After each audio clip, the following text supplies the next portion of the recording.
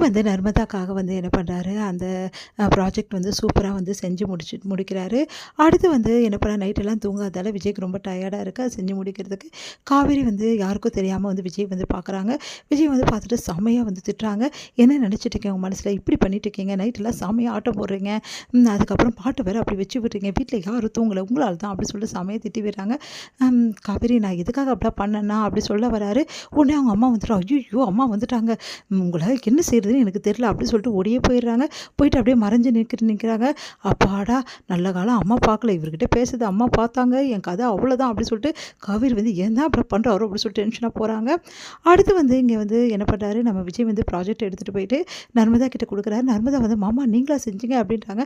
ஆமாம் நர்மதா, நீ தான் செய்யணும்னு இல்லை, அதுக்காக தான் இந்த இந்த ப்ராஜெக்ட்டை நீ செஞ்சதாக எடுத்துகிட்டு போய் கொடு, கண்டிப்பாக உன்னை எல்லோரும் பாராட்டுவாங்க அப்படின்னோடனே தேங்க்ஸ் மாமா, நான் நினச்சி கூட பார்க்கல நீங்கள் இப்படி பண்ணுவீங்கன்னு சொல்லிட்டு ரொம்ப தேங்க்ஸ் மாமா அப்படி சொல்லிட்டு வாங்கிக்கிறாங்க. அடுத்து வந்து இங்கே என்ன பண்ணுறாங்க, காவேரி வந்து ரொம்ப டென்ஷனாக இருக்காங்க. விஜய் கிட்ட வந்து அப்படியே கோவமாக இருக்காங்க. இப்படி திட்டுறாளே நம்மளை போட்டு அப்படி சொல்லிட்டு விஜய் இங்கே இருக்காரு. நர்மதா என்ன பண்ணுறாங்க, ஸ்கூல் முடிச்சுட்டு வீட்டுக்கு வந்தோடனே இங்கே வந்து நம்ம காவேரி கிட்ட சொல்கிறாங்க நடந்த விஷயத்துக்கு எல்லாத்தையுமே.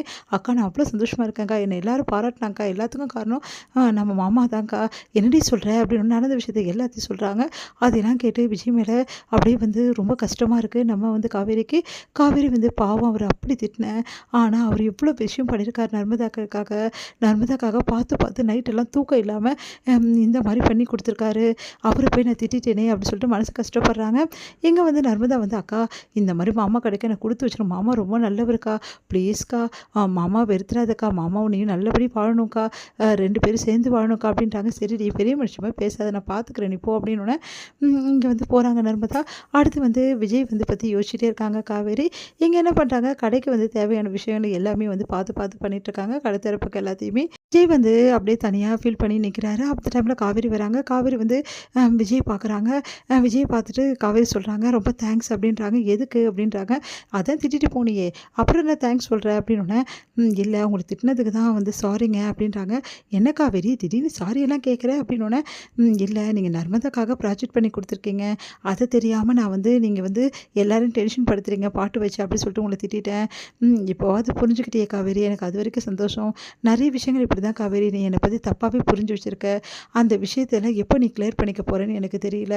நானும் உங்ககிட்ட நிறைய விஷயங்கள் சொல்லணும்னு நினைக்கிறேன், ஆனால் அதுவும் சொல்கிறதுக்கு நீ வந்து வாய்ப்பே கொடுக்கவே மாட்டேங்கிற காவேரி, இதெல்லாம் எப்போ காவேரி கொடுப்பேன் அப்படின்னோடனே அப்படியே காவேரி பார்க்குறாங்க.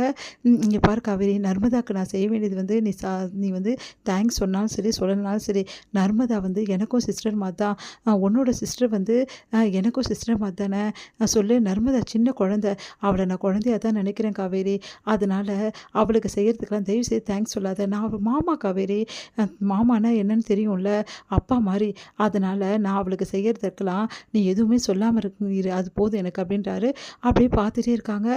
நர்மதா மேலே உங்களுக்கு இவ்வளோ பாசம் எப்போ வந்தது அப்படின்னோடனே எனக்கு எப்போவும் வந்துச்சு காவேரி அப்படின்னோடனே, அப்படியே ஆமாம் நர்மதா என்கிட்ட வந்து முதல்ல அப்படியே வந்து பேசினா தெரியுமா, பயந்து அப்பையிலேருந்தே நர்மதா எனக்கு ரொம்ப பிடிக்க ஆரம்பிச்சிச்சு, நர்மதா ரொம்ப நல்ல பொண்ணு இல்லை அப்படின்னோடனே அப்படியே பார்த்துட்ருக்காங்க.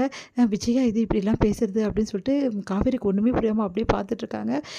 க்யூட் கேர்ள், உண்மையிலேயே அவள் எவ்வளோ அழகாக வந்து பொறுமையான பொண்ணு தெரியுமா அப்படின்னு சொல்லிட்டு அப்படியே சொல்லிட்டு இருக்காரு நர்மதா பற்றி. இங்கே வந்து காவேரி எல்லாத்தையும் கேட்டு அதிசயமாக பார்க்குறாங்க விஜயை. இவர் மனசில் இவ்வளோ அன்பு இருக்கா எல்லார் மேலேயும், என் மேலே மட்டும்தான் வந்து இந்த மாதிரி பண்ணிகிட்ருக்காரு அப்படின்னு நான் நினச்சேன், எங்கள் வீட்டில் உள்ளவங்க மேலே எவ்வளோ அன்பு வச்சுருக்காரு அப்படின்னு சொல்லிட்டு பிரமிச்சு போகிறாங்க நம்ம காவேரி. இது முடியுது.